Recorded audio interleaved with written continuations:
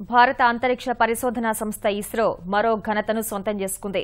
ఒకే వాహక నౌక ద్వారా ఒకేసారి 8 ఉపగ్రహాలను వేర్వేరు కక్షల్లోకి ప్రవేశపెట్టి సరికొత్త చరిత్ర లిఖించింది. శ్రీహరికోటలోని సతీష్ ధావన్ స్పేస్ సెంటర్ నుంచి 48 గంటల కౌంట్ డౌన్ అనంతరం ఈ ఉదయం 9 గంటల 12 నిమిషాలకు నింగిలోకి దూసుకువెళ్లిన పిఎస్ఎల్వి C-35 మొత్తం 2 గంటల 15 నిమిషాల్లో నిర్దేశిత కక్షల్లోకి అన్ని ఉపగ్రహాలను చేర్చింది.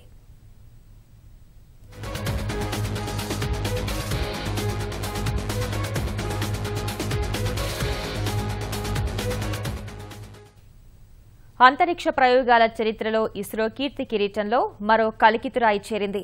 ఒక వాహక నౌక ద్వారా ఒకేసారి 8 ఉపగ్రహాలను నింగిలోకి పంపిన ఇస్రో వాటిని వేర్వేరు కక్షల్లోకి ప్రవేశపెట్టింది.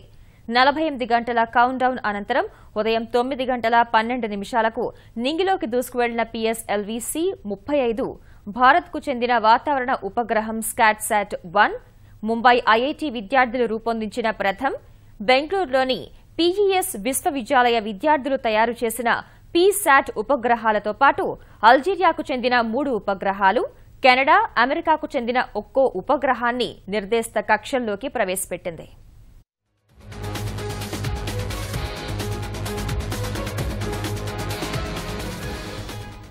ఉపగ్రహాలతో కలిసి పిఎస్ఎల్వి C-35 బరువు 675 కిలోలు.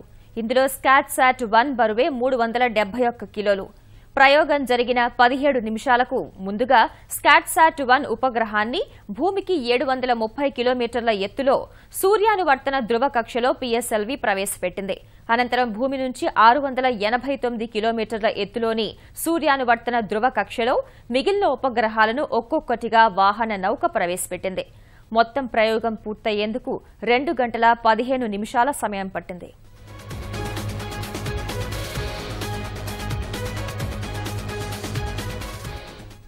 ఒకే రాకెట్ ద్వారా బహుళ ఉపగ్రహాలను ప్రయోగించడం ఇస్రోకి కొత్తేమీ కాకపోయినా 2 విభిన్న కక్షల్లోకి వాటిని ప్రవేశపెట్టడం ఇదే తొలిసారి. స్కాట్శాట్-1 ఉపగ్రహం భవిష్యత్తులో వాతావరణ పరిస్థితులను మరింత అధ్యయనం చేయడానికి దోహదపడనుంది. సముద్రాలపై వచ్చే పెను తుపాన్లు, సునామీల వంటి ఉపద్రవాలను ముందుగానే గుర్తించి సమాచారం తెలుసుకునేందుకు వీలుంటుంది. స్కాట్శాట్-1 ఉపగ్రహాన్ని 120 కోట్ల రూపాయల ఖర్చుతో రూపొందించారు.